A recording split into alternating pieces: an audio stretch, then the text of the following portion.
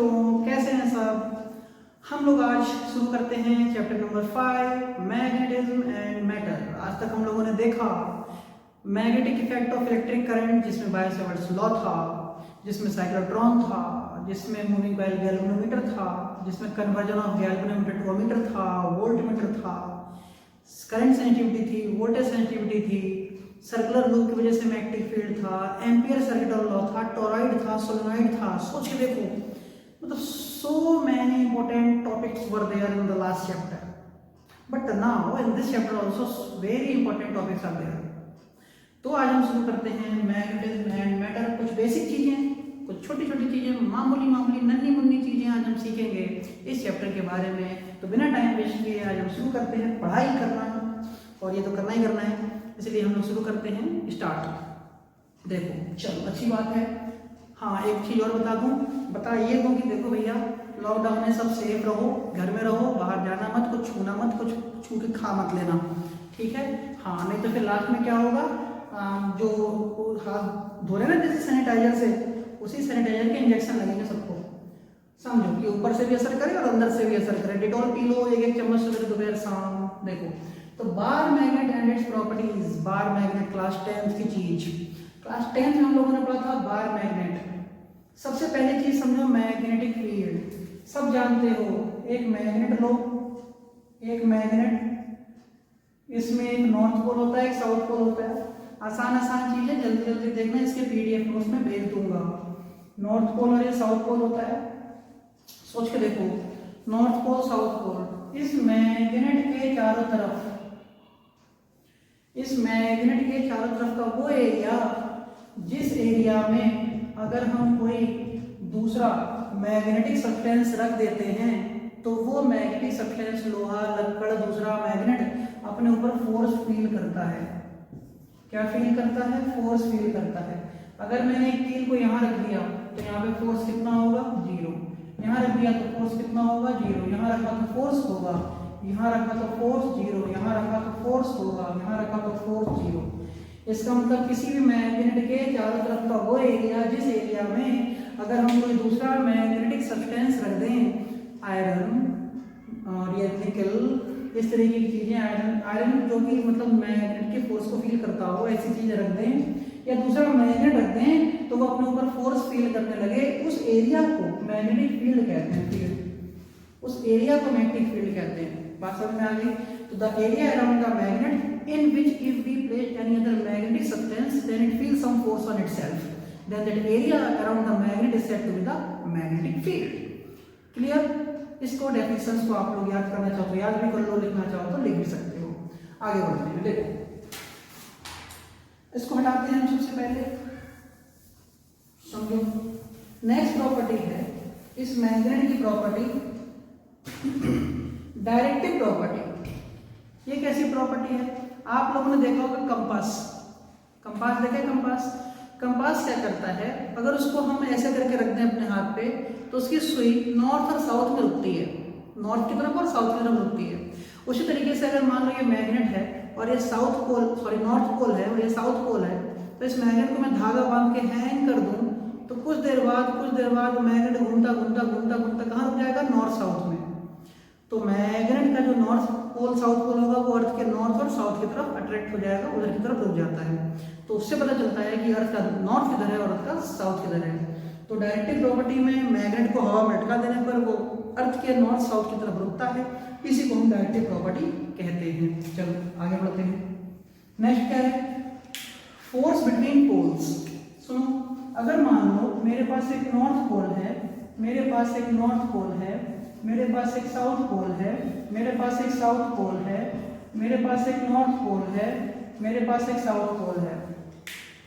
North और north क्या होते हैं? आपस में हेट करते हैं एक दूसरे को, नफरत करते हैं एक दूसरे से, तो इसलिए आपस में रिपल्सन लगाते हैं। तो रिपल्सन।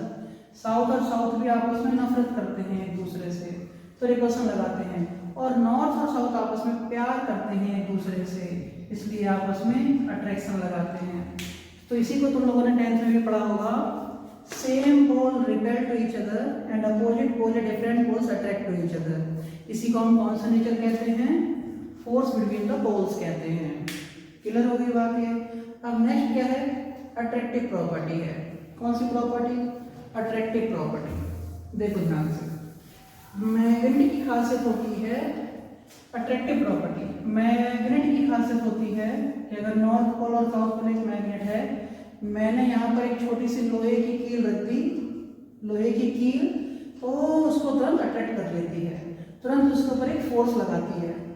तो इसी नेचर को कहते हैं हम अट्रैक्टिव प्रॉपर्टी, कि किसी भी मैग्नेट के आसपास में अगर कोई magnetic substance, iron, soft iron की चीजें रख दो या कोई दूसरा मैग्नेट ही रख दो तो उसको अट्रैक्ट कर ले, तो उसको कहते हैं अट्रैक्टिव प्रॉपर्टी। क्लियर हो गई बात? तो एक बार रिलेशन देख लेते हैं। मैग्नेटिक फील्ड क्या है? The area around the magnet in which if we place any other magnetic substance, then it feels some force on itself. Then that area around the magnet is said to be the magnetic field. Then that area around the magnet is said to be the magnetic field. Okay. Directive property: if we hang the magnet and it indicates the north and south pole of the earth, ये north and south की तरफ stable हो जाता है और उसी को बताता है, उसी को कहते हैं directive property. Force between the poles, मतलब नॉर्थ सेम पोल रिपेल और opposite pole attract. Attractive property, attractive property का मतलब है किसी भी आयरनिक सब्सटेंसेस को या मैग्नेटिक सब्सटेंसेस को अट्रैक्ट कर लेता है, क्षमता रखता है, उसको हम कहते हैं उसकी अट्रैक्टिव प्रॉपर्टी। अब क्या है? Isolated magnetic poles does not exist. क्या है? Isolated magnetic poles does not exist. तुम लोगों ने बचपन में पढ़ रखा होगा, एक मैग्नेट ले लो, नॉर्थ पोल साउथ पोल तोड़ दो, जैसे ही तोड़ोगे इसको तो नॉर्थ साउथ, फिर तोड़ दो तो वही नॉर्थ साउथ,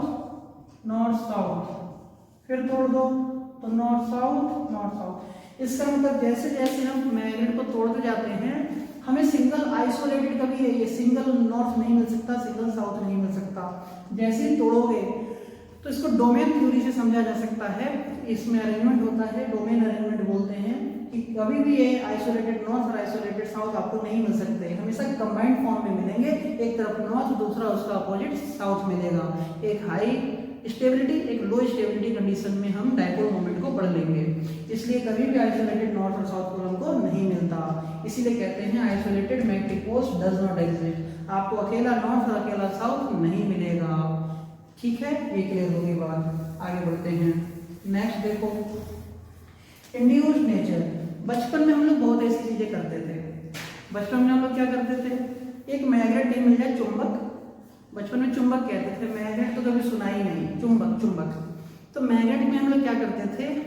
लोहे की कील रख देते थे चिपका के, बड़ी सी लोहे की कील रख देते थे, उसको पॉलिथीन में बांध के लपेट के अपने अलमारी के ऊपर रख देते थे घर में। मैं छोटा था तो कई बार किया है ऐसा। अब देखो उसको छोड़ देते थे, बहुत दिनों तक छोड़ दिया। 1 रुपए का सिक्का आता था, बिल्कुल स्टील वाला, मतलब वो चमकीला वाला 1 रुपए का लोहे का सिक्का जो मैग्नेट में चिपकता है, उसको हम लोग 1 रुपए के सिक्के को मैग्नेट के ऊपर चिपका के छोड़ देते थे और बहुत दिनों तक छोड़ देते थे, बहुत दिनों तक रहने देते थे ऐसे ही। या तो अपने बैग में रख लिया उसको, स्कूल बैग में, हमेशा स्कूल बैग में पड़ा रहेगा। 5-6 महीने बाद जब उसको देखते थे तो उस लोहे के सिक्के से या उस कील से हम लोग एक ऑयल पिन उठा लेते थे, सेफ्टी पिन उठा लेते थे। क्या हुआ? उस मैग्नेट की वजह से उस सिक्के में, उस 1 रुपए के सिक्के में एक मैग्नेटिक प्रॉपर्टी आ गई। मतलब इसी को कहते हैं इंडक्शन, प्रभाव, एक का प्रभाव दूसरे पर पड़ना। ठीक है, तो इंड्यूस नेचर इसी को कहते हैं कि अगर एक मैग्नेट के साथ अगर आप दूसरे एक लोहे के सब्सटेंस को अट्रैक्ट उसके साथ चिपका के रखते हैं, तो कुछ दिनों बाद, महीनों बाद उस लोहे के टुकड़े में भी उसी मैग्नेट जैसी प्रॉपर्टी आ जाएगी, वो पूरा का पूरा टुकड़ा मैग्नेटाइज हो जाएगा और वो भी इस दूसरे लोहे के टुकड़े को उठा सकता है। उसी कंडीशन को कहते हैं, उसी प्रोसेस को कहते हैं इंड्यूस्ड नेचर। तो मैग्नेट का इंड्यूस्ड नेचर भी होता है कि वो अपने जैसे प्रभाव दूसरे में डाल देता है। और चोर होगा तो चोर बनाएगा, डीएम होगा तो डीएम बनाएगा, टीचर होगा तो टीचर जैसी बातें करेगा। तो हर चीज़ का अपना अपना इंडक्शन होता है। तो उसी का मैग्नेट का भी इंडक्शन मैग्नेट जैसा ही है, उसने भी अपनी जैसे चीज़ों को बनाया। उस सिक्के से कहा तू मेरे जैसा बन जा, लोहे की कील से कहा तू मेरे जैसा बन जा। आ रही बात समझ में? इसी को कहते हैं इंड्यूस्ड नेचर। तो क्लियर हो गई सारी बातें। हम नेक्स्ट टॉपिक के साथ जल्द आपके सामने आएंगे। इस चीज़ को आप एक बार अपनी कॉपी में नोट कर लें। ठीक है, ओके, थैंक यू। इसको नोट करो।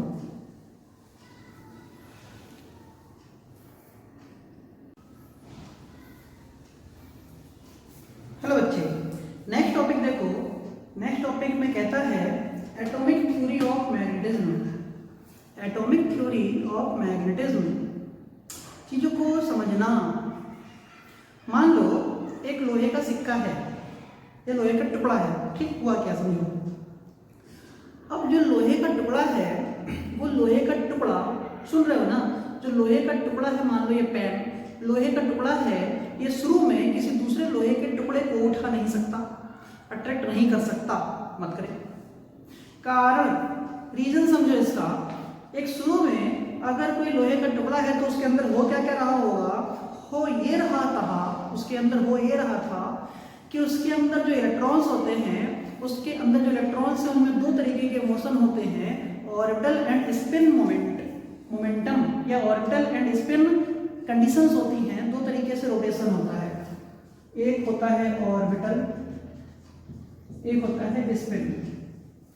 जो इलेक्ट्रॉन होते हैं उनके अंदर दो तरीके से मोमेंटम आ जाता है, एक ऑर्बिटल मोमेंटम और एक स्पिन कॉन्फ़िगरेशन। स्पिन क्या कह सकते हो कि स्पिन मोमेंटम। तो ऑर्बिटल और स्पिन मोमेंटम की वजह से या रोटेशन की वजह से वो इलेक्ट्रॉन जो होता है वो छोटे छोटे क्लोज लूप बनाता है। जो छोटे छोटे क्लोज लूप बनाता है वो छोटे छोटे एक मैग्नेट भी बनाता है। उन्हीं मैग्नेट को हम एलिमेंट्री मैग्नेट कहते हैं। फिर बोल रहा हूँ, एक लोहे का टुकड़ा जो शुरू में किसी दूसरे लोहे को अट्रैक्ट नहीं कर रहा था, उसके अंदर भी तो इलेक्ट्रॉन चल रहे थे, उन इलेक्ट्रॉनों की मूवमेंट ऑर्बिटल और स्पिन दोनों कंडीशंस में होती है, उसकी वजह से वो क्लोज्ड छोटे छोटे क्लोज्ड मैग्नेट बनाते हैं। उस मैग्नेट को टाइनी मैग्नेट्स कहते हैं, करंट लूप्स कहते हैं, बहुत छोटे छोटे टाइनी करंट लूप्स कहते हैं। जैसे ये है और भी डिजाइन हो सकते हैं इन्हीं को। अब ये एक मैग्नेट है, ये भी एक मैग्नेट है, ये भी एक मैग्नेट होगा, कुछ बनेगा तो उसको हम एलिमेंट्री मैग्नेट कहते हैं। लेकिन होता क्या है, ये जब क्लोज लूप बनाते हैं, जब ये क्लोज लूप बनाते हैं तो इलेक्ट्रॉन के मूवमेंट की वजह से जो बनने वाली करंट है, जो बनने वाला मैग्नेट है, वो आपस में ही एक दूसरे की कंडीशंस को नलीफाई करते जाता है, खत्म करते जाता है, कैंसिल करते जाता है। इसकी मैग्नेटिक फील्ड यही कैंसिल हो गई, इसकी मैग्नेटिक प्रॉपर्टी यही कैंसिल हो गई। इसका मतलब जब ये पूरा लोहे का टुकड़ा था, इसकी खुद की कोई मैग्नेटिक फील्ड नहीं आई, इसी वजह से, क्योंकि बना जरूर लेकिन अंदर अंदर कैंसिल भी हो गया। सुनना ध्यान से, बना जरूर लेकिन अंदर अंदर सब कुछ कैंसिल भी होता चला गया। तो ऑर्बिटल और स्पिन कंडीशन की वजह से इलेक्ट्रॉन एक टाइनी लूप्स बनाता है, उसकी वजह से अंदर मैग्नेटिक फील्ड आती है, छोटे छोटे मैग्नेट बनते हैं, लेकिन वो मैग्नेट अपनी सारी प्रॉपर्टीज को कैंसिल करता चला जाता है क्लोज्ड लूप की वजह से। इसलिए पूरा का पूरा सब्सटेंस के अंदर कोई मैग्नेटिक फील्ड नहीं होती, कोई मैग्नेटिक प्रॉपर्टी नहीं होती। क्लियर? लेकिन इतना समझ में आ गया? पक्का? क्यों नहीं होती? क्योंकि वो आपस में कैंसिल हो गए। जब सब कैंसिल ही हो गए, सारी मैग्नेटिक प्रॉपर्टी आपस में कैंसिल होती चली जा रही है, तो बड़े स्तर पर क्या आएगा? कुछ नहीं आएगा। इसलिए पूरा का पूरा लोहे का टुकड़ा रहता है, उसके अंदर छोटे छोटे मैग्नेट हैं जरूर, लेकिन कंडीशंस क्या है? नलीफाइड कंडीशन है, इसलिए कोई मैग्नेटिक फील्ड ओवरऑल नहीं होती उसमें। क्लियर? चलो, हमने क्या किया, जब उसी लोहे के टुकड़े पर हमने एक एक्सटर्नल एनर्जी दी, उसी लोहे के टुकड़े पर पूरे पर हमने एक एक्सटर्नल एनर्जी दी जिसको मैग्नेटिक एनर्जी कहते हैं। तो हमने जो एनर्जी दी उसकी वजह से क्या होता है कि जो अंदर की जो इलेक्ट्रॉनिक मूवमेंट था, जो इलेक्ट्रॉनिक मूवमेंट सर्कुलर गोल या कैसा भी हो रहा था, नलीफाइड हो जा रहे थे। तो वो नलीफाइड ना होके अब जो इलेक्ट्रॉन्स हैं वो सर्कुलर मूवमेंट ना करके स्ट्रेट लाइन में मूवमेंट करने लगते हैं, एक सिंगल डायरेक्शन मूवमेंट करने लगते हैं, सिंगल डायरेक्शन मोशन होने लगता है। और इलेक्ट्रॉन के चलने की वजह से मैग्नेटिक फील्ड का जनरेशन होता है, मैग्नेटिक एनर्जी का प्रोडक्शन होता है, और ये कैंसिल भी नहीं हो रहा है, ये कैंसिल भी नहीं हो रहा है। इसका मतलब इस कंडीशन में क्या लिखा मैंने? Alignment of elementary magnet. जो एलिमेंट्री मैग्नेट पहले क्लोज लूप बना रहे थे वो अलाइन हो गए। अलाइन होने की वजह से इसके अंदर एक मैग्नेटिक प्रॉपर्टी आ गई जो कि खाली किसी एक जगह पर नहीं आई, पूरे के पूरे लोहे के टुकड़े में आई। इसलिए वो अब लोहे का टुकड़ा पूरा का पूरा मैग्नेट बन जाता है, जो पहले नहीं था। इसी को कहते हैं atomic theory of magnetism. Atomic theory of magnetism क्या समझाता है, एक बार जल्दी से बता दूं, सुनना ध्यान से। एटॉमिक थ्योरी ऑफ मैग्नेटिज्म क्या बताता है? इस चीजों को सुनो, समझो, रट लो, मेरे साथ ही रट लो आज का आज।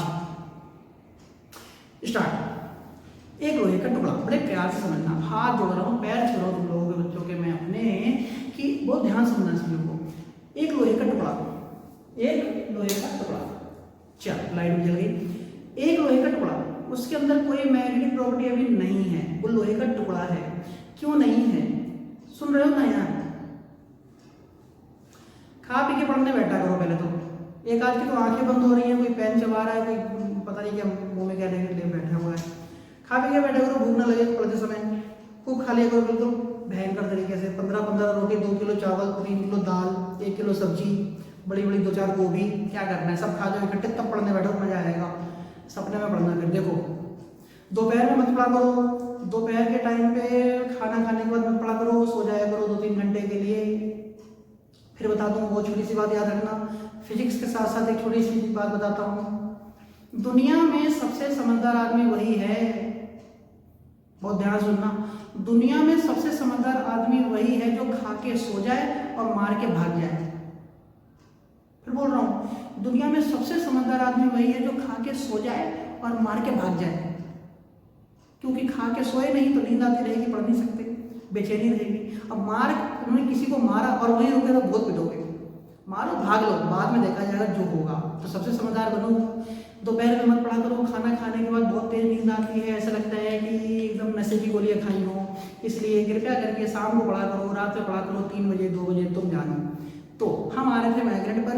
मैग्नेट एक ऐसी चीज होती है, खाली लोहे के टुकड़े को मैग्नेट बनाऊंगा, खाली लोहे का टुकड़ा है, खाली लोहे का टुकड़े के अंदर कोई मैग्नेटिक फील्ड नहीं है, कोई मैग्नेटिक प्रॉपर्टी नहीं है। हो सकती है, क्यों नहीं?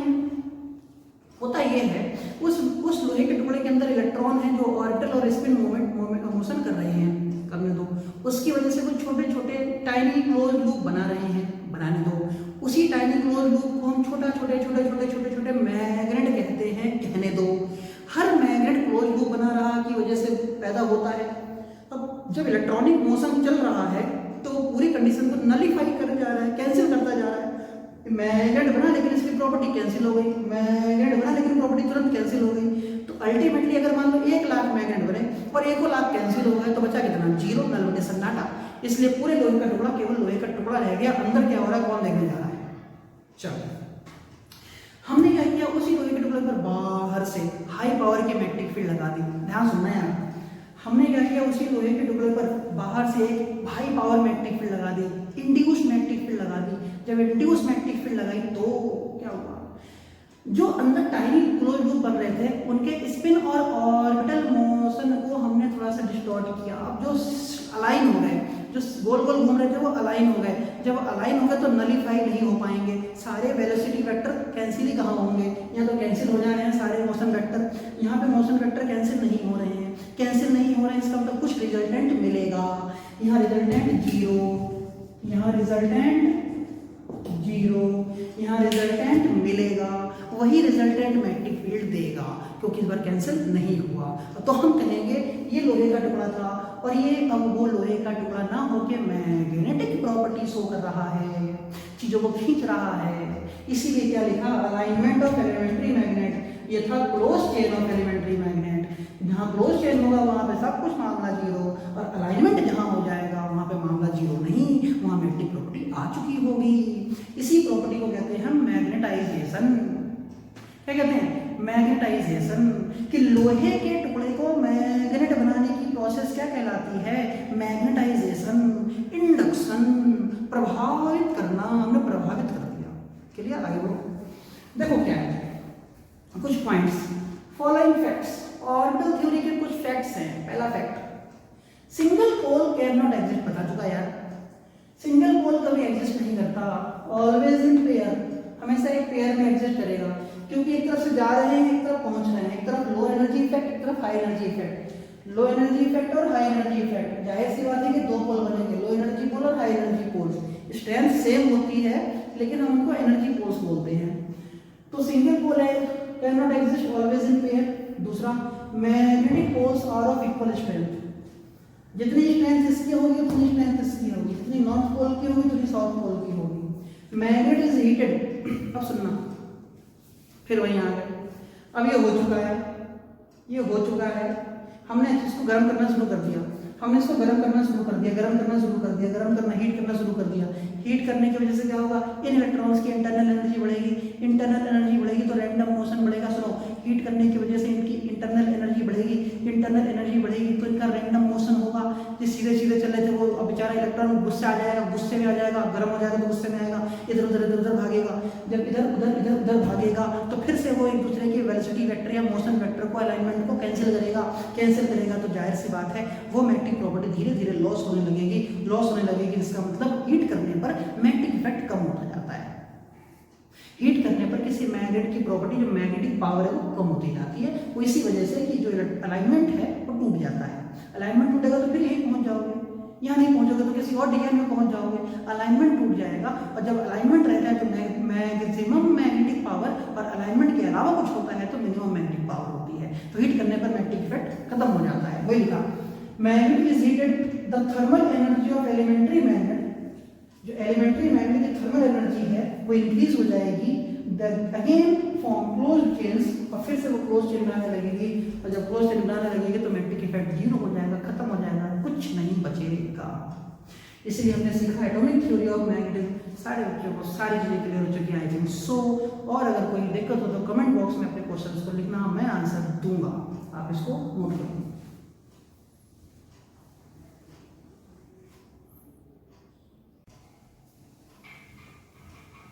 देखो नेक्स्ट टॉपिक है द मैग्नेटिक फील्ड लाइंस। रटा हुआ टॉपिक है तुम लोगों का क्लास 10th में। क्या होता है जल्दी जल्दी समझो। Magnetic field lines north pole से साउथ पोल की तरफ चलती हैं आउटसाइड द मैग्नेट। ये फील्ड लाइंस वर्चुअल होती हैं, रियल नहीं है कुछ। तुम यहाँ पे कंपास की सुई रखो और आगे पॉइंट लगाते जाओ। 10th में सीखा होगा प्रैक्टिकल, आगे पॉइंट लगाते जाओ यहाँ पे उग जाएगा। तो magnetic field lines, magnetic energy north pole से निकलती है, साउथ पोल की तरफ जाती है आउटसाइड। अंदर साउथ पोल से आती है, नॉर्थ की तरफ जाती है।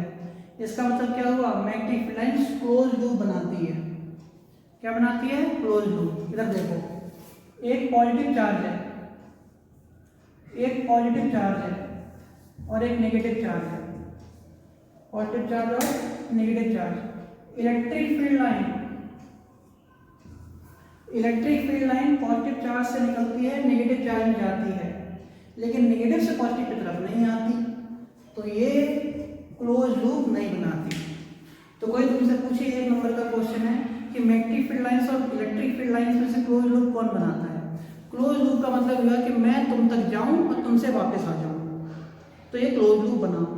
दूसरा तरीका, मैं तुम तक जाऊं और फिर मैं तुम तक जाऊं, फिर मैं तुम तक जाऊं, तुमसे यहाँ तक ना आ पाऊं, तो क्लोज लूप नहीं बना। ये सर्कल चलना जरूरी है तो क्लोज लूप बनता है। तो मैग्नेटिक फील्ड लाइन नॉर्थ से साउथ जाती है, साउथ से नॉर्थ आती है, तो क्लोज लूप बनता है।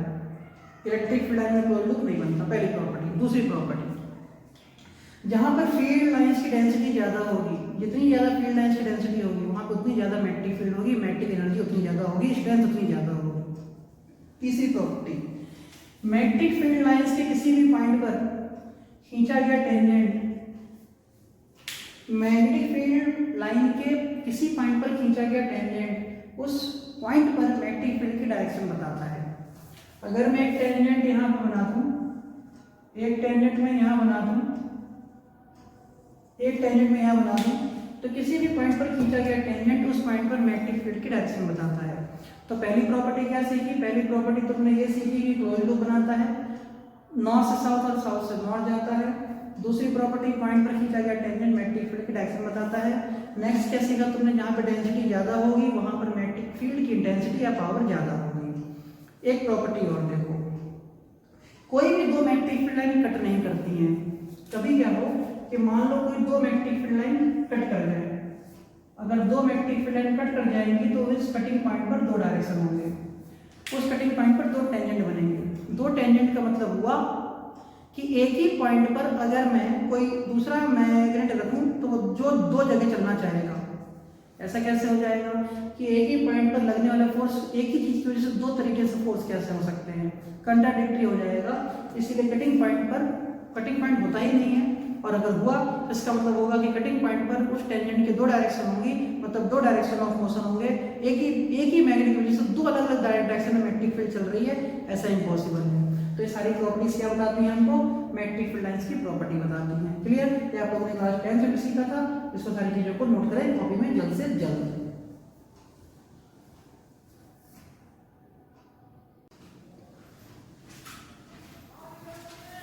देखो बेटा, जो नेक्स्ट टॉपिक है inverse square law of force and magnetism.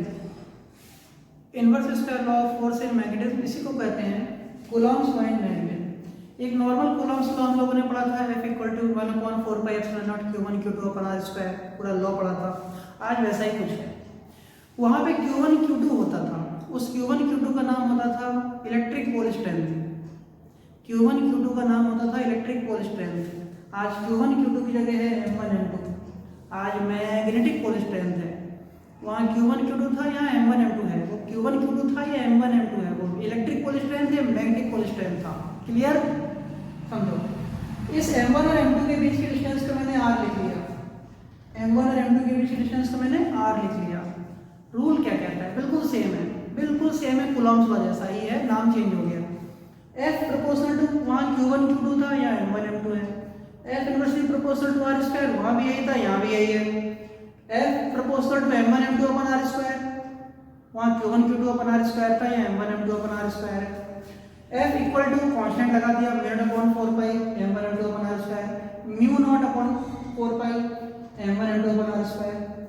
अब देखो, अगर μ0/4π की वैल्यू होती है 10⁻⁷, तो सोचो होगा क्या अगर फोर्स 10⁻⁷ न्यूटन हो जाए। अगर दो पोल के बीच में लगने वाला फोर्स 10⁻⁷ न्यूटन हो जाए, कांस्टेंट 10⁻⁷ है, और दोनों के बीच की डिस्टेंस 1 मीटर हो जाए। कितनी हो जाए? 1 मीटर। और दोनों पोल स्ट्रेंथ बराबर हो जाए, M1 = M2 = M हो जाए। अगर दोनों पोल के बीच में लगने वाला फोर्स 10⁻⁷ न्यूटन हो जाए, दोनों के बीच की दूरी 1 मीटर हो जाए, पोल स्ट्रेंथ बराबर हो जाए, तो देखो क्या होगा। फोर्स 10⁻⁷ M1 M2 M² हो जाएगा अपॉन 1²। इससे ये कैंसिल। देखो फिर M² = 1, क्योंकि 1 का स्क्वायर 1 होता है। M = ±1, इसका मतलब M जो पोल स्ट्रेंथ है वो ±1, और पोल स्ट्रेंथ की जो यूनिट होती है वो होती है एम्पियर मीटर। याद रखना, बहुत इंपॉर्टेंट। पोल स्ट्रेंथ की यूनिट याद रखना एम्पियर मीटर होती है। पोल स्ट्रेंथ की यूनिट एम्पियर मीटर होती है। क्या होती है? पोल स्ट्रेंथ की यूनिट एम्पियर मीटर होती है। क्या होती है? Ampere metre. इसकी डेफिनेशन सुनो, पोल स्ट्रेंथ की डेफिनेशन सुनो, क्या होगी समझो। कहते हैं कि अगर किसी पोल स्ट्रेंथ की वैल्यू 1 एम्पियर मीटर तब होगी, डेफिनेशन है, किसी पोल स्ट्रेंथ की वैल्यू 1 एम्पियर मीटर तब होगी, किसी पोल स्ट्रेंथ की वैल्यू 1 एम्पियर मीटर तब होगी जब दो पोल्स के बीच में लगने वाला फोर्स 10⁻⁷ न्यूटन हो और दोनों बीच के बीच की डिस्टेंस 1 मीटर हो। If the distance between the two poles is 1 meter and the force of attraction or repulsion between them is 10⁻⁷ Newton, then the strength of the pole will be just equal to the 1 ampere meter. ये इसकी definition है।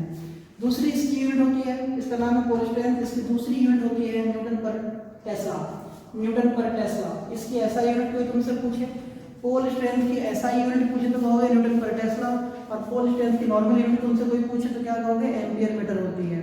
Clear होगी बात ये? तो pole strength की definition क्या होती है? पोल स्ट्रेंथ की डेफिनेशन होती है कि अगर हम किसी भी दो पोल को आपस में 1 मीटर दूरी पर रख दें, कोई तुमसे पूछे डेफिनेशन बताओ, पोल स्ट्रेंथ की डेफिनेशन बताओ, 1 एम्पियर मीटर की डेफिनेशन बताओ, तो तुमसे कोई पूछे कहे तो तुम कहोगे अगर किसी भी दो पोल के बीच की दूरी 1 मीटर हो, उनके बीच में लगने वाला फोर्स 10⁻⁷ न्यूटन हो, तो ऐसी सिचुएशन में जो पोल स्ट्रेंथ होगी वो 1 एम्पियर मीटर होगी। इसी को इसकी डेफिनेशन कहते हैं। क्लियर होगी बात? इसी को कहते हैं हम कूलॉम्स लॉ। इसको नोट करो, नेक्स्ट आगे बढ़ते हैं।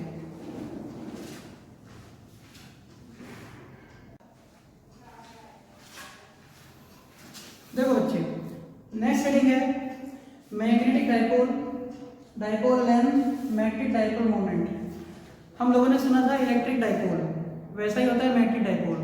इलेक्ट्रिक डाइपोल लेंथ, वैसे ही magnetic dipole length. Electric dipole moment, magnetic dipole moment. देखो, अगर हम किसी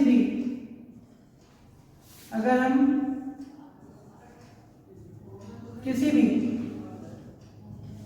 दो मैग्नेटिक पोल को,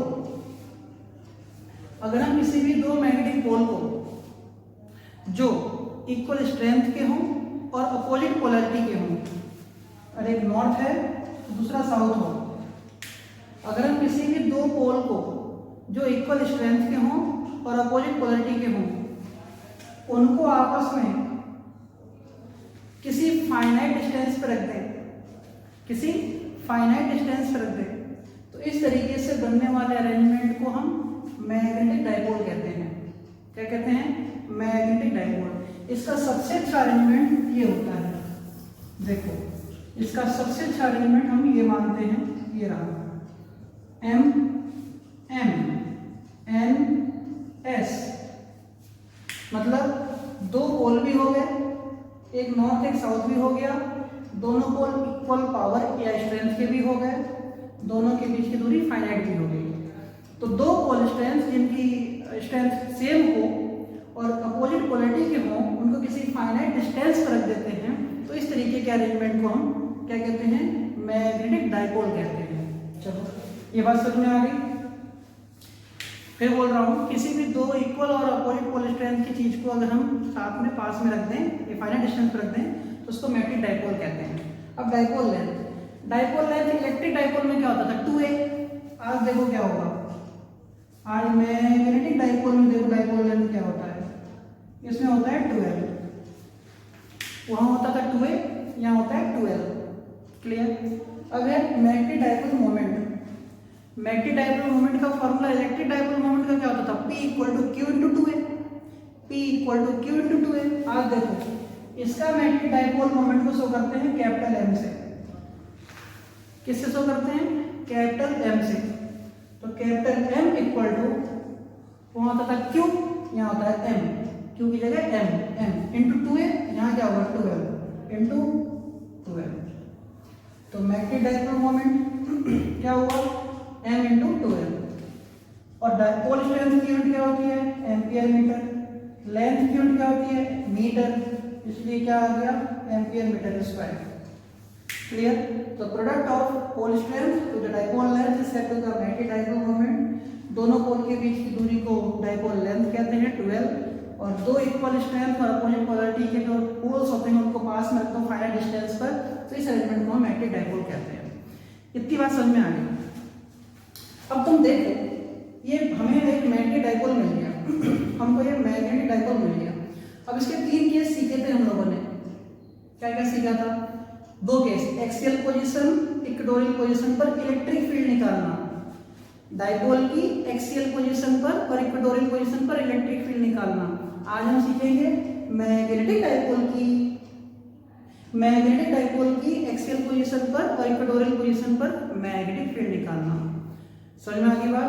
तो इसी की भी एक्सियल पोजीशन होगी, इसकी भी इक्वेटोरियल पोजीशन होगी। इससे हम क्या निकालना सीखेंगे? Magnetic field. इस बात को आप अपनी कॉपी में नोट कीजिए, फिर हम आगे देखेंगे।